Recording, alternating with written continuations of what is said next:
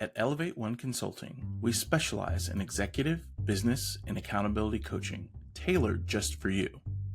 Discover the power of enhanced leadership skills, improve performance, and increase self-awareness. Our expert coaches will help you navigate challenges, articulate your vision, and establish a work-life balance. With Elevate One Consulting, you get proven methodologies to drive growth and success, insightful feedback and personalized strategies, clear goals, and actionable plans. Whether you're a C-suite executive, business owner, or entrepreneur, our coaching programs are designed to help you thrive. Visit www.elevateoneconsulting.com and take your first steps towards a focused future. Elevate One Consulting. Innovate, grow, elevate.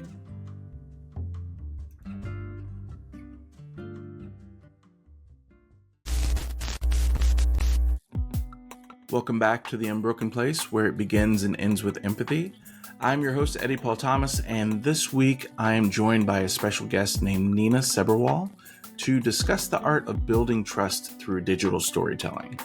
Neena is a national certified counselor with a master's degree in clinical mental health counseling and has always derived a profound sense of personal fulfillment from supporting and empowering others on their well-being journeys.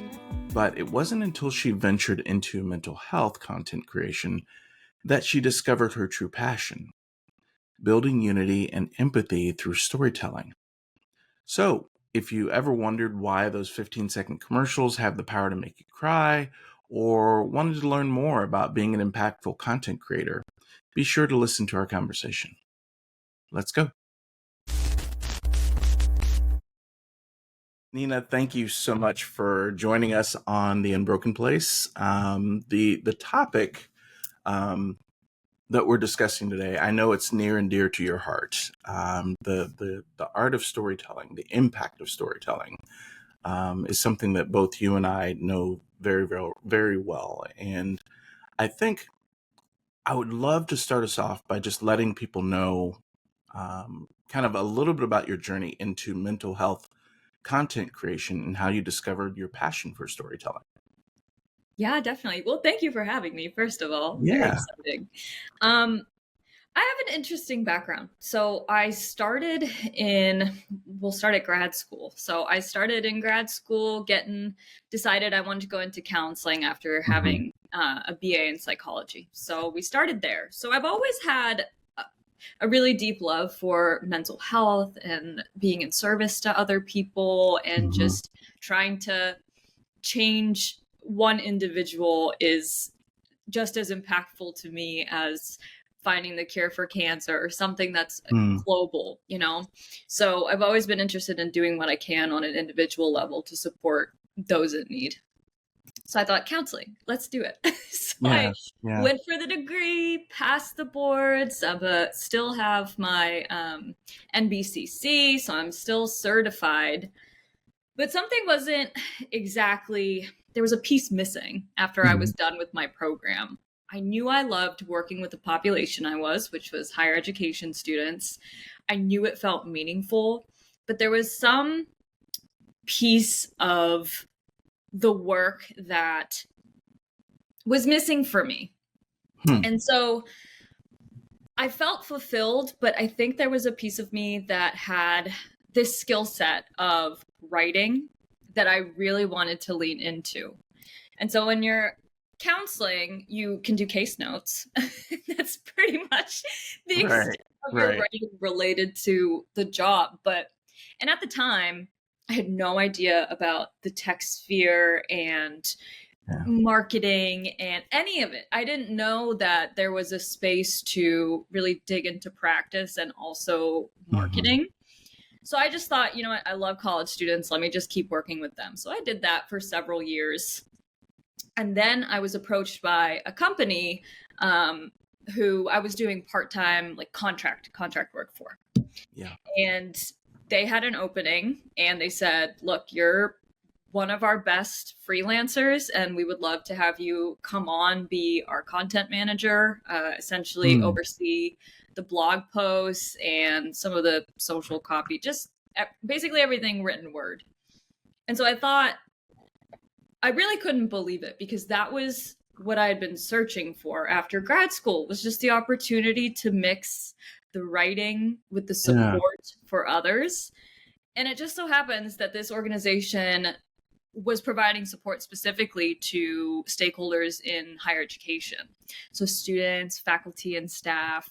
So I had the perspective that was needed both as a student and a former staff member at a couple different universities, and also the mental health background. So Yeah. it was kind of like a pinch me moment where I was like, oh, I didn't even know this career path was available to me. And I grew to learn that my gift in the storytelling realm when it comes to mental health is just my ability to be vulnerable and authentic. So there's So a lot, important. there's a lot of people who they don't lean into the authenticity or vulnerability as much, because A, they don't have the experience that they're trying to say that they do, or B, Right. it's scary.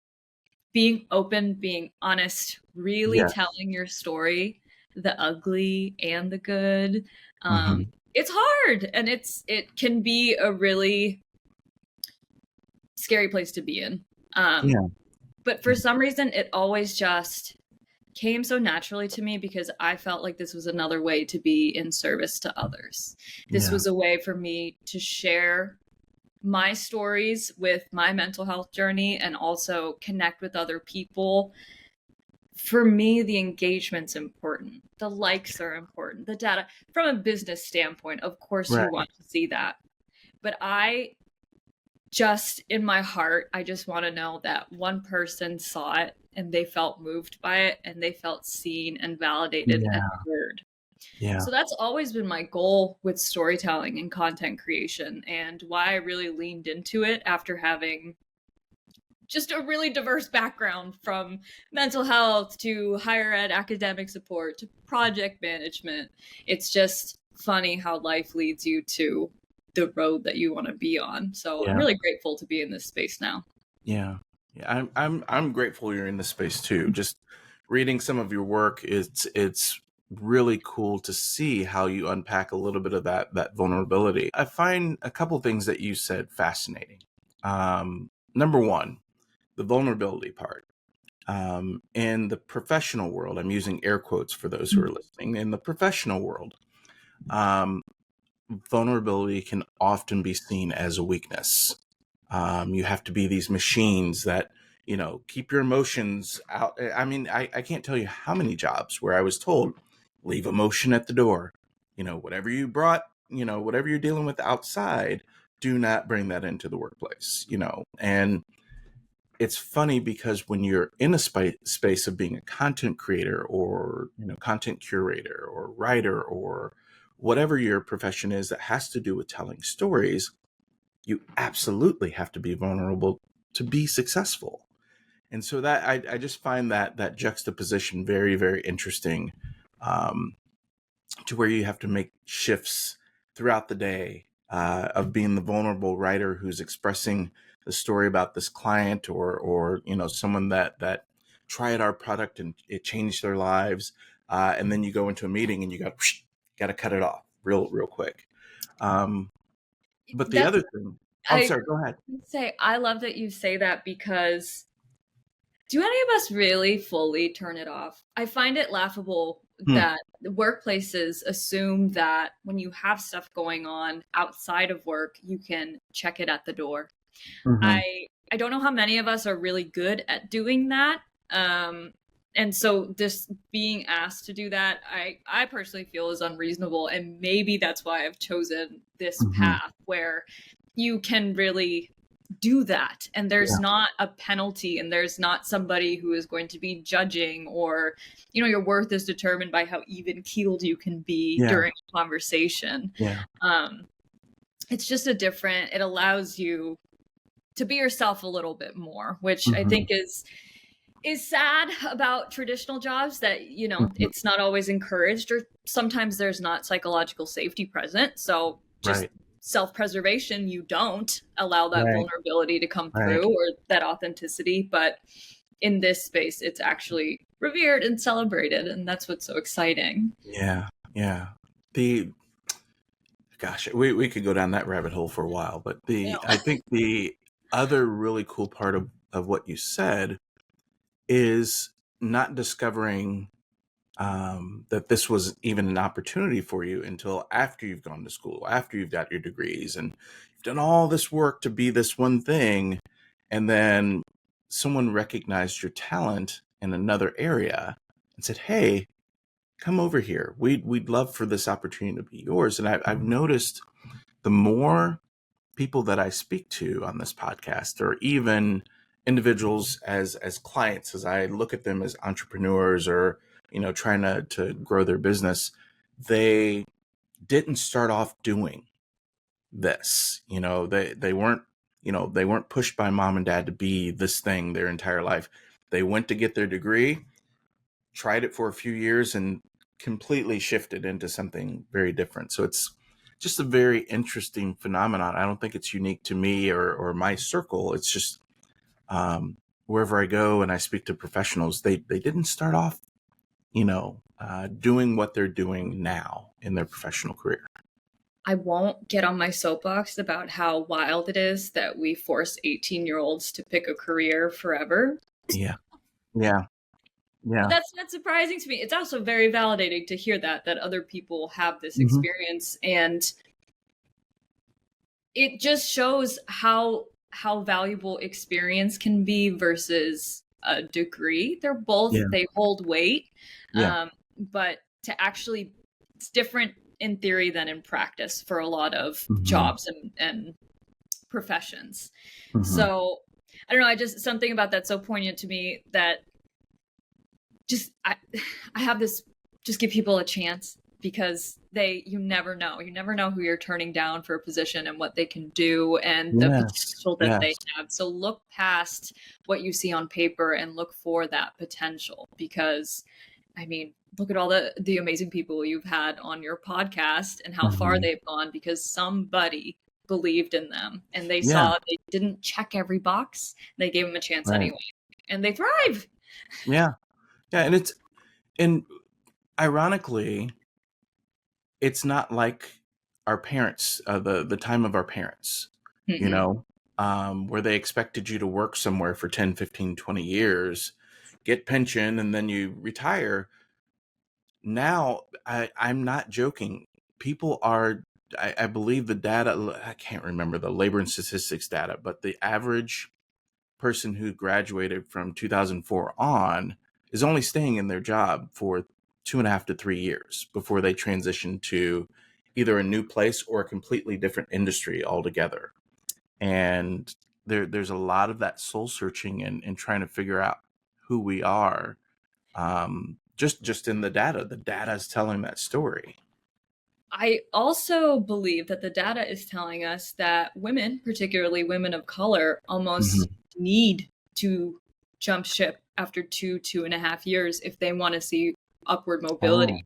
yeah, that's fair. So yeah, it's again, it's not the same situation that our parents were in, where, like you're saying, and I talk about this all the time, is just I can't imagine it doing something Yeah. for 20, 30 years and then just No. being, having that one thing under your belt. I don't know if Yeah. it's a sign of just like more thirst for knowledge because we're Hmm. so engaged and Yeah. we're always online and everything's at our fingertips, that we're Yeah. growing to want more for Hmm. ourselves and to grow our knowledge base. I don't Yeah. know. I don't know why the research is reflecting this, but you're Yeah. absolutely right. People don't Yeah, want to. I think there's only maybe a couple that you could see that in nowadays. Like if you're in the medical profession, if you're, really, really zoned in on a particular skill set, a surgeon or what have you, or if you're an educator, there are people who will never leave those kids, regardless of how crazy it gets or how underpaid they are.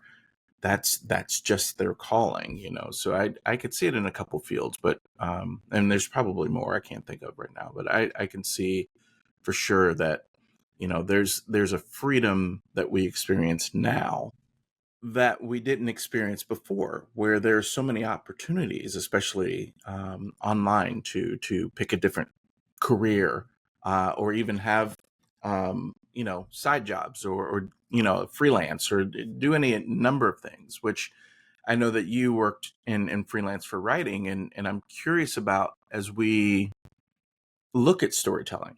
How would you define storytelling in the context of mental health and well-being? Um, I would define it as what I said earlier. It's just vulnerability. Hmm. It is just in one word. Yeah. You really have to have the intent to connect with somebody, and to do that in a meaningful way, Hmm. you may have to open up some wounds, and you may have to be Mm. willing to let people in.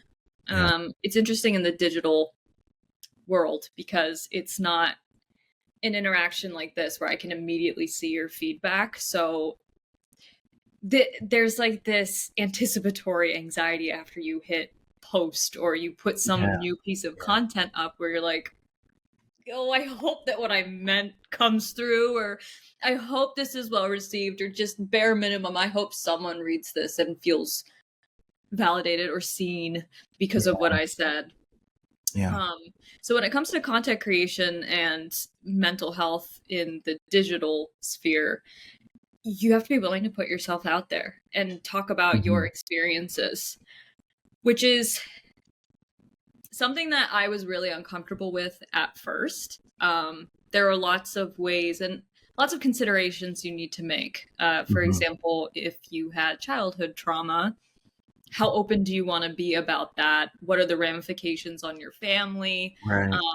Just putting personal information out there related to your journey. It's a risk Mhm. in various areas, whether that be reception from the audience or your family or friends or whoever's involved in the story.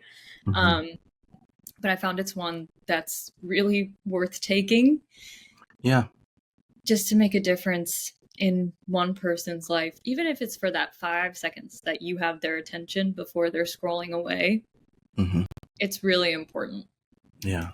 Yeah. And there's something empowering, as crazy scary as it can be to write your story. Um, there's something empowering about letting that truth out, and kind of letting life happen afterwards. Um, Mm-hmm. Some sort of radical acceptance happening. yeah, exactly. There's a freedom that you experience. I know firsthand from telling a few of those stories, where you don't necessarily have to hide anymore who you are, the way you truly feel about things, and it, you've let it out there for the world. So it's very empowering in many ways. I'm curious about your thoughts, because you mentioned about posting different stories, and trying to get that content to connect with others, and help them emote and feel something when they tell those stories. Everything that you look at on certain social media platforms is geared towards controversy. I was just laughing with a buddy of mine the other day. I've been posting solid for years about positivity, connection. How can we be more empathetic? Human rights, things of that sort. Been doing it for years. And I would get these little trickles of like, yay, 5 likes, 10 likes. Hey, that's so poignant. Great job, Eddie. And then I post something super silly, and I get 70,000 views, and there's a million people who are commenting, and they're all fighting about this political thing and that political thing, and the whole thing was a joke. And I mean, like, that's a very real thing, where I sat and watched how divisive social media can be. So in looking at the power of those stories on social media, whether regardless of what platform you use, how do you see it as a powerful tool for generating trust and empathy, as opposed to division? I I think it builds empathy because we often have more in common with each other than not. Yeah. But with the chaos of the current, I'll just say landscape, Yeah. political or otherwise, the Yeah. landscape, it can really feel at times like everyone has lost their way and everyone has lost their minds. And you are completely alone. No one understands your point of view. You can't seem to understand anybody else's. You just feel super stuck. But what can get you out of that is really trying to seek out perspectives that are different from your own, or even just following creators who seem to just get it, seem to have similar life experiences to you. Yeah. And maybe it's a unique life experience. I know something that's really big these days is talking about workplace trauma, which rightfully so. That is not something everybody has experienced. And when you find a creator who you just feel that they get it, you know that they've lived it, and that's how they're able to speak so authentically about it. That is what builds trust. As far as empathy goes, I think you need to be in a mindset to accept someone else's experience for what it is. I think a lot of the time when we go into even just listening to someone when you're having a debate, like a lighthearted debate, so much of the time your mind is centered on how can I counter this? So they're saying, they're making this assertion. How do I prove to them that they are wrong? And so letting go of that and just suspending that while you are listening to somebody or hearing a story, a podcast, or reading a post. That is where you are opening the door to curiosity and to empathy. Yeah. And I think the beautiful part about opening that door is that if you walk through it, you let yourself truly walk through it and try to understand another person's point of view or story, you open the door again to compassion. Yeah. So at that point, you can feel the suffering of the other person when they're sharing something super deep and vulnerable, and you feel motivated. Right? We talk about CTAs in the marketing world, right? That's like the big ticket item. Like, how can I get this person to move on what I'm saying, buy my product, buy my service? Tell them what the CTA is, what CTA actually stands for.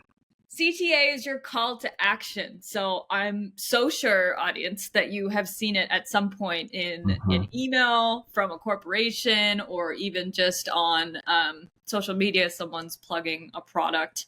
Basically, it's just at the end, and they're sometimes overtly, sometimes covertly trying to get you to do something. So subscribe to my newsletter or schedule a demo or sign up for free samples. So that's what the CTA is. And in the marketing world, you really want people to act on those because that's what's going to sustain your business or your brand. But in regard to empathy and compassion, it's not dislike a CTA. It's kind of your internal call to action. People may not be asking you overtly for help or for support, but you may feel so moved by something that you see, somebody's story, that you take action. You reach out, just not necessarily offering help, but just saying what you said was so deeply meaningful to me, and I want to thank you for sharing it. Great. And in a lot of ways, I think that can help alleviate someone's suffering, especially if they shared their story not expecting much or thinking, you know what, that everyone's going to say I'm nuts or like invalidate me for trying to tell my experience. So reaching out in just that simple way can be you showing empathy and compassion for another person. So it's powerful. Storytelling can be very powerful, but as there's also the opposite end of the equation, which is I'm telling the story and you're listening. Right. And so I need you to be open to listening and to have the mindset that you're going in to learn something or you're seeking to understand.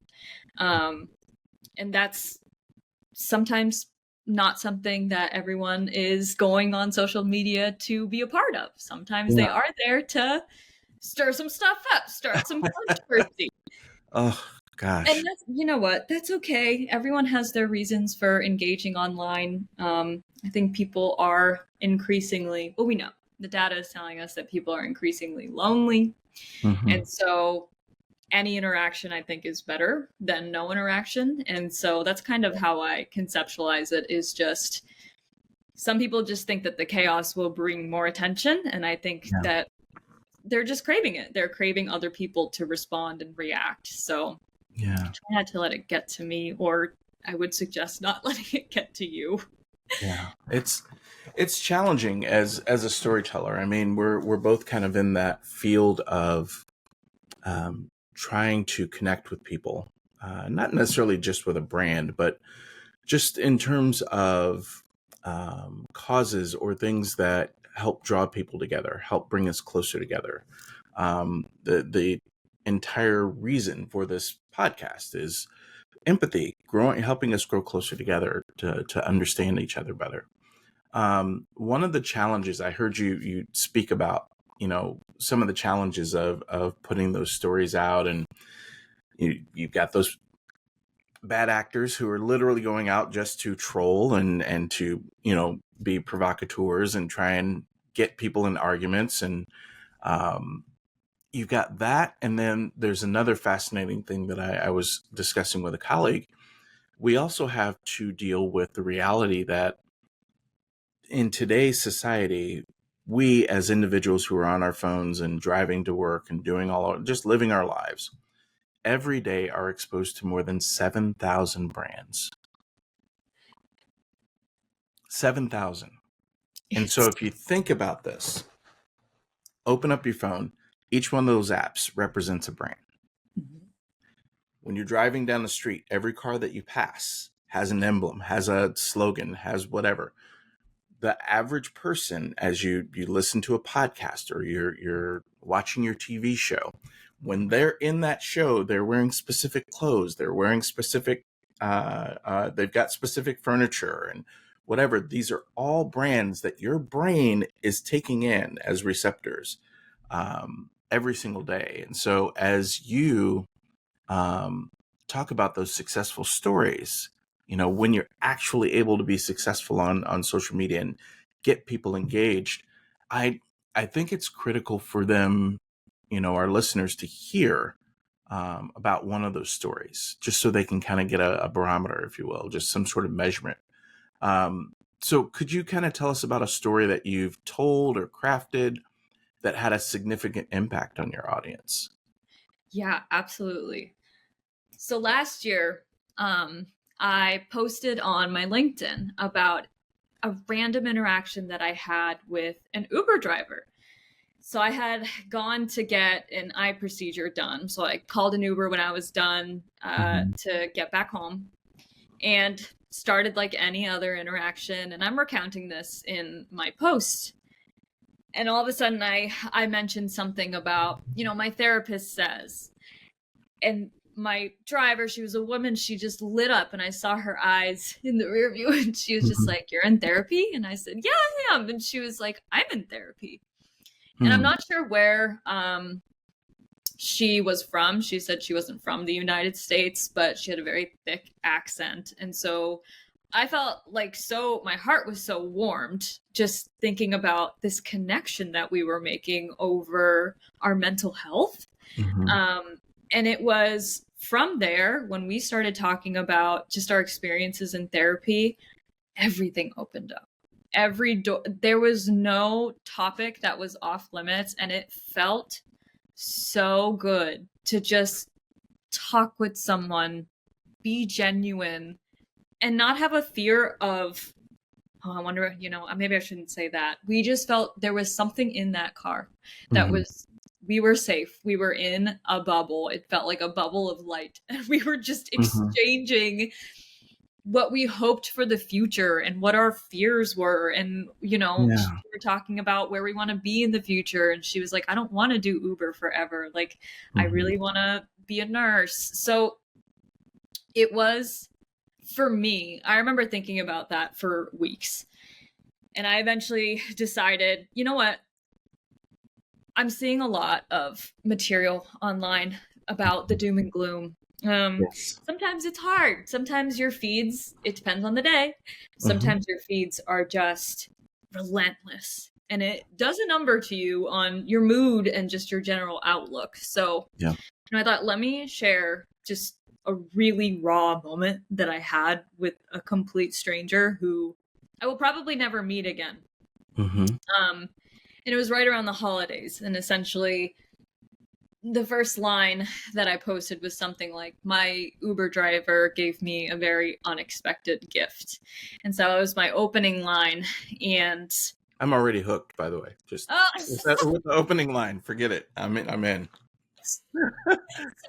so you know, you got to do those things when you're making posts just to grab people's attention because Hmm. it's so scarce. But really, I pride myself on the meat of the story being something that people can really sink their teeth into and feel like they're connecting with. Yeah. So Yeah. there was something in that story where it was just, it was a celebration of our shared humanity, right? Like I said earlier, Mm. sometimes we wonder, like, I don't know. Feels like I'm alone. I don't know if anyone's really like me, or I think, everyone's against me or this belief or value that I have. It seems Mhm. like no one believes in that these days. And just to have, someone from a different country who was willing to talk with me about her lived experiences with a topic so sensitive as her therapeutic journey, Mhm. it was so beautiful and honestly not something that I will ever forget. Not just because it performed well on LinkedIn and people seem to resonate with it, but just Mhm. on a personal level. Like, I will never forget her because I also remember being in a not great mental space at that point Yeah. in the year. It was around the holidays and just a lot going on with work and home and the chaos that we're supposed to check at the door. Mhm. And it was just this reprieve that I needed in the worst way. Yeah. And I don't know. I don't know if she sensed that and that was like, it just really felt like a gift for her to Good. open up the way that she did. Yeah.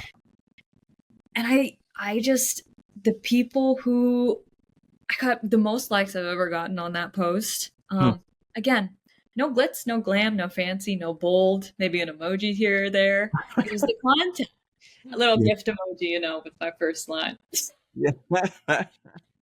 So, and I don't even think I had anything at the end where I was encouraging people to do something or make a move or buy Mhm. or anything. The whole point was just to inspire hope in people. Yeah. Um, there's still good happening. There's still good out there. Right. It's pay attention to those small things that happen that you may not usually think anything of. Yeah. Someone smiles at you or compliments your shoes, or take a moment to be present in that and enjoy that for what it is. Because once you start to notice it, you notice it happens a lot more because you're primed to be on the lookout for it. Yeah. So it's just stories like that that can help uplift and, in a way, empower. I hope that somebody read that and was like, you know what? I'm going to strike up a conversation with a stranger on the bus. I hope that it inspired. But yeah, I felt so moved by the interaction for myself that I wanted to share it with others. And I think that storytelling was probably the most powerful one that I've had to date. Outstanding. Yeah, I've had a few of those that surprised me as well. Where you just kind of speak from the heart, and you have no idea. Maybe your grandma says, "Hey, good job, Eddie," like, and you've made grandma smile. But there have been a few of those over the last few years where I was totally surprised by the number of people who were not just engaging with it, but like commenting, "Oh my gosh, this is." I had a very similar experience. Yes, keep more of this, more of this, and it sometimes just catches you off guard. Like, wow, that little thing touched people. That's cool. it's the mutual healing that happens Mm-hmm. sometimes too, right? When you Yeah. share something that was really tough for you to go through and Yeah. someone else comments and they say, I went through the same thing. Yeah. Like, that's so interesting that Yeah. you had this experience. It is really just a way to reach people and tell them that they're not alone without Mm-hmm. having them as a captive audience, you Yeah. know? And it's so good. It makes you feel so good as a creator when you know that someone stopped and read and took time to engage. Like, then you really have a sense that, okay, this was landing. Like, this Mm-hmm. really meant something to the audience. And that's really meaningful for me as a creator because Yeah. I don't know, I think one of my biggest challenges stepping into the marketing world is balancing my desire to just connect with people through Yeah. storytelling Yeah. and marketing best practices. You Preach. know, I feel like there's a disconnect sometimes for me that I have to wrestle with where it's, when I'm working in a professional setting, not so much on my personal LinkedIn because Mm-hmm. I don't have anything I'm really plugging other than just mental health support. Um, you want to be just real and say, I see you. You're Yeah. struggling. I get it. Times are tough. But then in the back of your mind, like, I have to tell them to go check out my product now. Yeah. Yeah.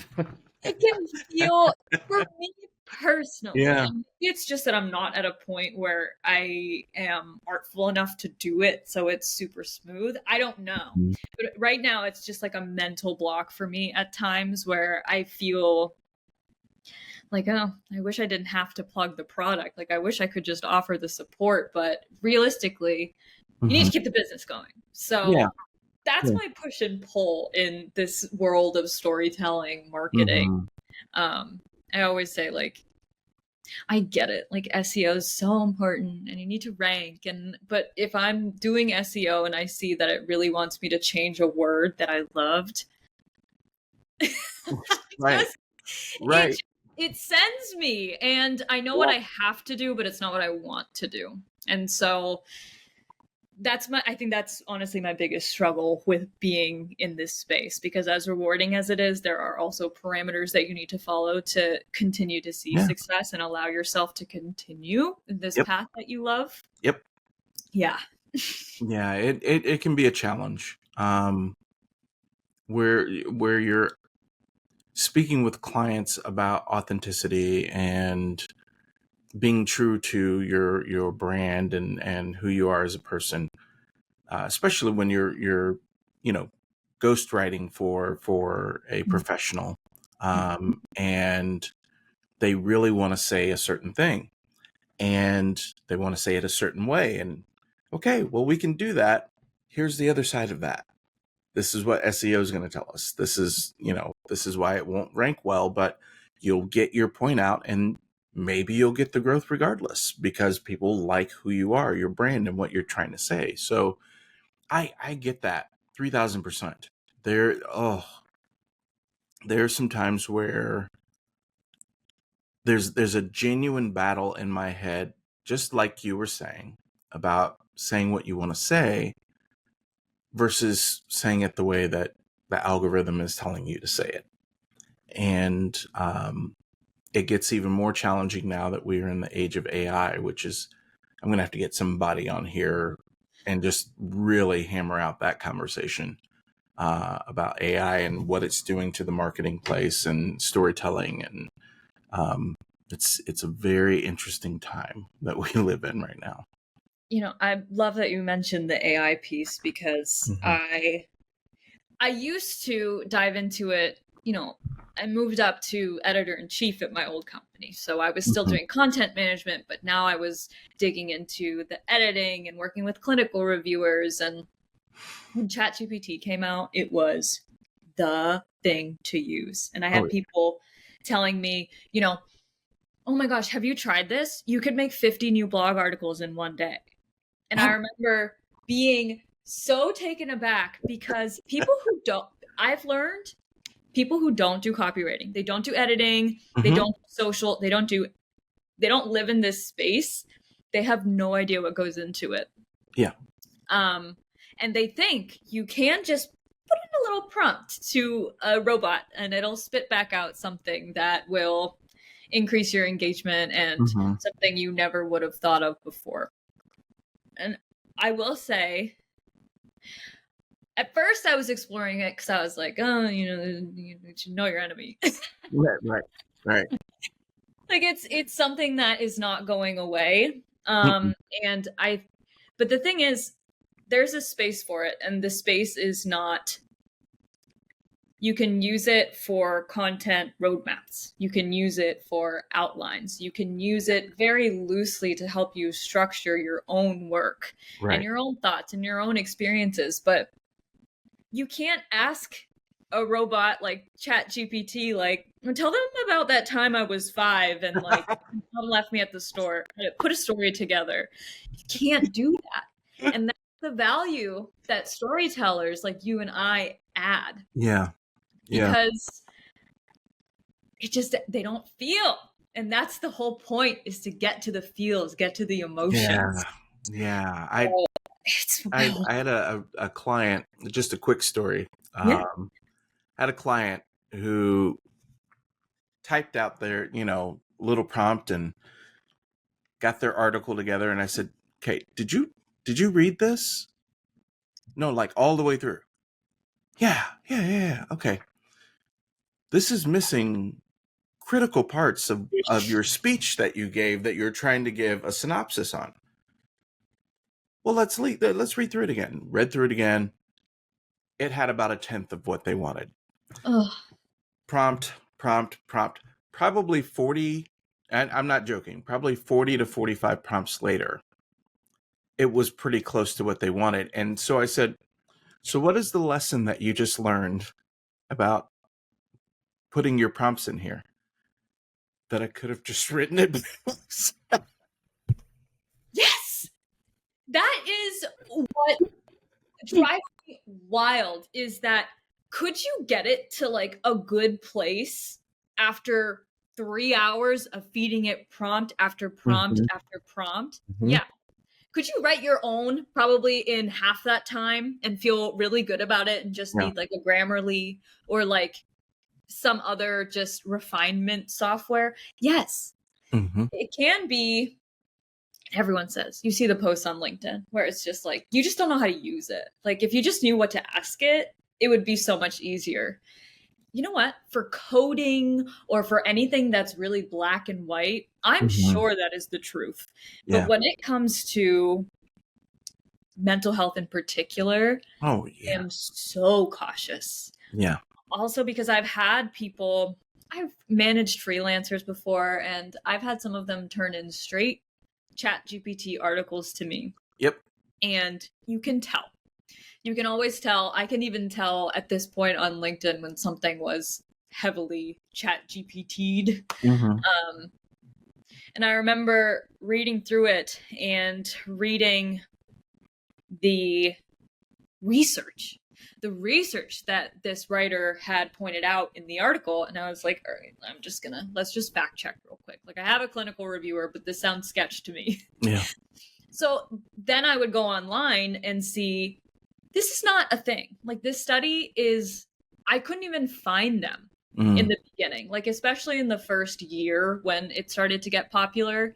And they, I think, came out with statements and admitted like, hey, we do our best with the research, but no guarantees on that. Right. Yeah, exactly. In the mental health space, really in any space, but particularly this one, it is so damaging to throw out false data related to diagnoses or prognosis or, demographics. That is my hard line with AI is you want to use it to, create a prompt. Like I said, mom left you at the store at 5 and it ruined your life forever. You go ahead, but check at least for the data if it's citing something, because you do not want to be a part of the misinformation that spreads so rampantly every day across social.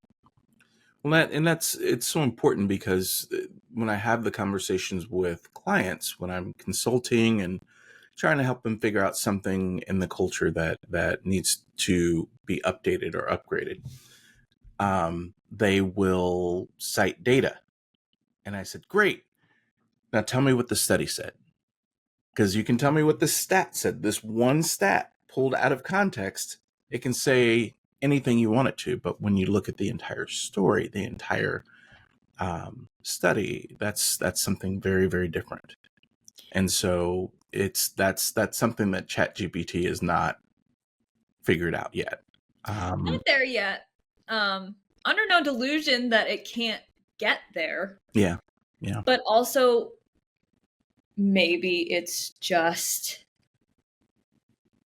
I have like a strong bravado about it, but I don't think that it's going to replace people who really No, are good storytellers. no.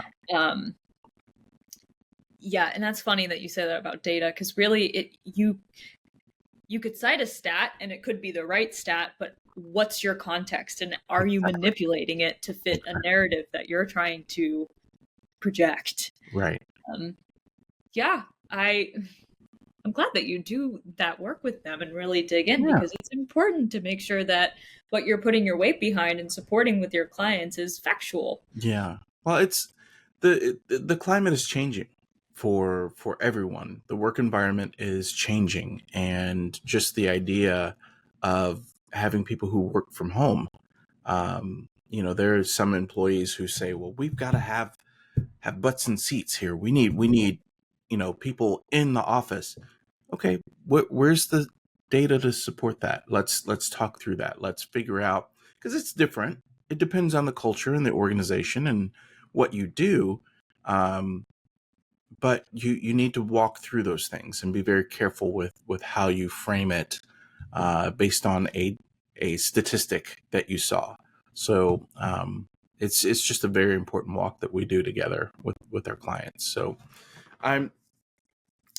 I'm very curious what your thoughts are on, because you gave us a brilliant example of what to do when telling your stories. I'm curious, what common mistakes do you see, when people are trying to build their story, or when storytelling, that alienates, or breaks down trust? So again, there's this fine line between promoting yourself and selling something. And sometimes what I feel gets people to lose a base or not build a base very quickly is they're really focused on selling. But in the beginning, it takes time for you to build an audience and a base who's just following you for whatever your values, beliefs, and mission are. That's your core. Once you get an audience there, you can push your products a bit more. And it's not to say you can't in the beginning. It's just, if you're solely focused, like every post is like, struggling with your resume, download my app here. That doesn't tell me anything about you. Why would I? How do I know if I download this, my whole computer is not going to crash? Like, I think there's just a step that's missing, and that's what you're talking about. That's trust step before you get them to take action on something. Yeah. So that's a part of it, and another part of it is not. I think I mentioned this before, and I'm seeing it more and more on specifically LinkedIn, but I'm sure it's everywhere. Lying. People lying about an experience they've had, or something they've seen someone else go through. People will sniff it out. And also, like, copy and pasting. Those types of things. Even if you change a few elements, I've started to see this more and more. I've seen the same post with like tweaks to it from several different content creators related to turning down a job salary because of XYZ reason. I saw it for like the 5th time the other day, and I was like, oh my God, am I losing it? Or is this the same story from another person? So I went through the comments. Oh, the pitchforks were out. People were so mad. And they were just like, here we go again with this copy paste story. Mm-hmm. Like, I can't believe that people really at this point think that they can get away with just playing the telephone game with content. Mm-hmm. So just take your time with it. And if you don't have an idea in the moment or even within the week, don't beat yourself up, but also don't force yourself to put something out there just for the sake of keeping up with your 3 post minimum for the week. Make sure it brings value. It Yeah. showcases who you are, what you're about, what you bring to the table, and how you can help others. And then you'll build a base of people. I don't have a huge following, but it doesn't really matter that much to me. I just know that I'm making a difference, and that's enough for me to keep moving forward. Yeah. But you really can. I feel confident that if I wanted to build a brand, I have the key skills needed to really get it going, which is to educate, inspire, and motivate. Those are the 3 things you really should focus on. But staying curious about what your audience needs, knowing your audience, what they need, what they're going to respond to, and your own story. Stay true to yourself. Yeah. Yeah. Absolutely. And I would love for you, because you started, and now I'm going to ask you to dig in just a little bit. The individuals who are interested or curious about becoming better storytellers, how can they harness their own curiosity in this? How can they get a little bit better in this? It's kind of a paradox, but I would say listen. Hmm. Some of the best ideas that I've had have been inspired by reading things from other people that I've never given thought to before.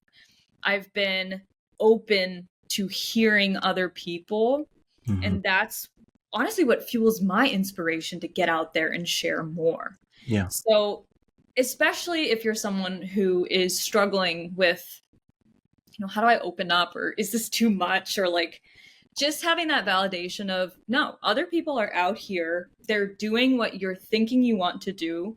It helps you to not second guess yourself as much, because very common in this arena to be ready to hit post and hit no, discard or save as a draft because you think way too much about it.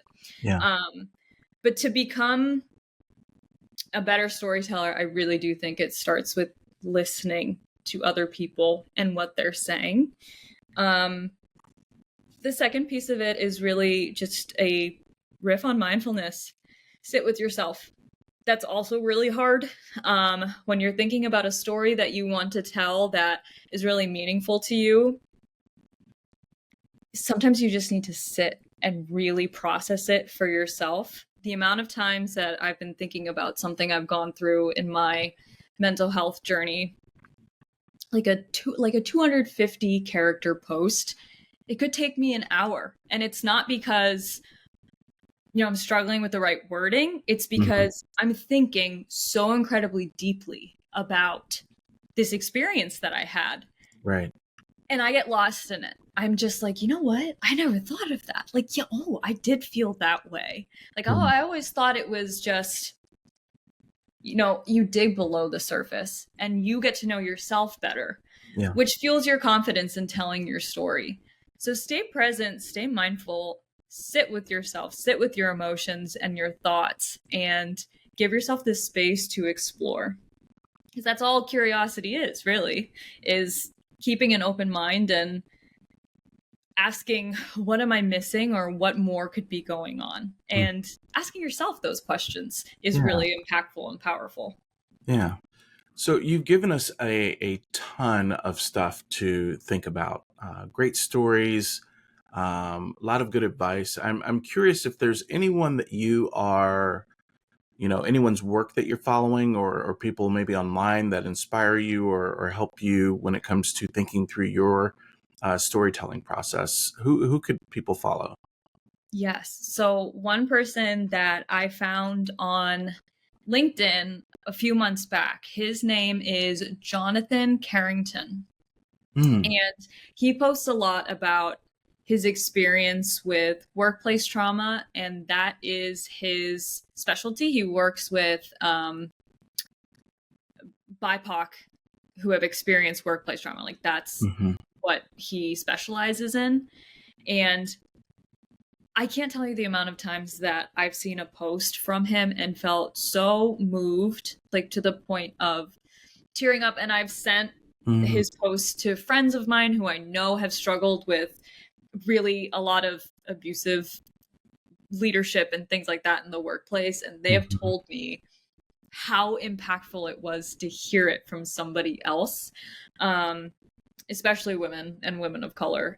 He is just so incredibly fabulous. And I actually, after reading his post, following him for a couple weeks, I reached out to him and he was so gracious. He met with me and we actually chatted for a bit. Mm, We talked about, great. you know, his posts, and I just thanked him. I just said thank you so much for putting this out there. It's a Yeah. really isolating experience. You begin to question if you have imposter syndrome or if you're really not good enough, and his stories are just so incredibly powerful. And Hmm. I encourage anybody, whether you're struggling with workplace trauma or just struggling to feel validated and supported in your professional pursuits, please go see Jonathan Carrington. He's amazing. Okay. And the other is an organization that I volunteer with. Mhm. It's Awaken Pittsburgh, here local in the Pittsburgh area. Um, I started there just thinking, this would be a fun way to connect with people in the community. Mhm. I know some things about mindfulness. I've co-led two mindfulness-based stress reduction groups back when I was doing counseling. Mhm. And I thought, it's just a good way to network. But I actually got into the work and started doing copy editing mainly, some copywriting, some B2B campaign writing. The the content from the newsletters to the Ripple Effect podcast Mhm. to the website, it is so powerful and so moving and educational. Yeah. The amount of resources that I have been exposed to by working with this organization about how to be a better listener, how to Mm. stay in the Yeah. present moment, because wow, is that hard, Yeah. and just how to build your empathy. And it's so accessible, and also just it's very, I would just say, beautiful. Like when I Mhm. read it and when I'm working with the founder and the CEO, I often will tag her in a document and I'll say, it's just beautiful. Yeah. It feels like a privilege to be a part of it because Yeah. they are so mission driven and they really are just trying to make a more mindful and equitable and Mhm. safe world. And a lot of it is done through, like I said, the sharing of resources, but also Yeah. storytelling. Yeah. People explaining how this organization has helped them on their pursuit of whatever it is, personal well-being, Yeah. workplace well-being. They are just, I feel really grateful to be a part of them. And I encourage everybody to check them out as well. Yeah. Stephanie was the first guest on the Unbroken Place, Right. and just the work that they do. I'll be honest. The first time that I ever heard of them, I was reading about, and it led to a little article about what they're doing to disrupt the school to prison pipeline, Mm. teaching mindfulness not just to the students, but to the teachers, and making them aware of biases that they have and how to just disrupt and reframe all of that. For me, it was enough for me to say, hey, how can I get involved? How can I help? So Stephanie, the board, and all of her program deliverers, the army of volunteers that they have there, are just doing absolutely amazing work. So Yeah. grateful for what they're doing, and not just in Pittsburgh. I mean, that's the majority of their work, but there's some things that they do via the internet that are reaching people all over the world, and it's really Yeah. cool. so far reaching and so great to be a part of an organization that is so mission driven and just really seeing a need, not only, like you said, in the Pittsburgh community, but in the broader landscape that we're in right now. So absolutely. Well, Neena, this has been wonderful. It has been a great conversation, and we will probably need to do it again at some time. But in the meantime, how can people follow you or support your work? Yeah, so right now I'm just on LinkedIn. So look me up on LinkedIn. I would love to send me a connect or send me a message. I would love to chat. Anybody, I'm so open talking about mental health or content creation or whatever it is you want to connect with me about. I really thrive on meeting new people and just sharing stories, swapping stories, listening and hearing. And so yeah, please don't hesitate if you are on LinkedIn to look me up and to give me a little message or give me a follow. I'd love to connect. The Unbroken Place podcast is presented by Elevate One Consulting. The show was produced by Say Something Studios. Learn more about both of these in the show notes. The show's music is performed by Little Glass Men and Captive Portal. We want to thank you for being a part of the Unbroken Place community.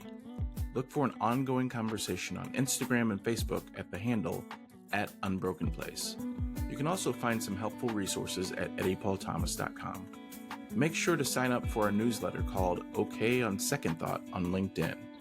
Until next time, one love. Revitalize your brand and accelerate your impact with Eddie and Erica at Elevate One Consulting.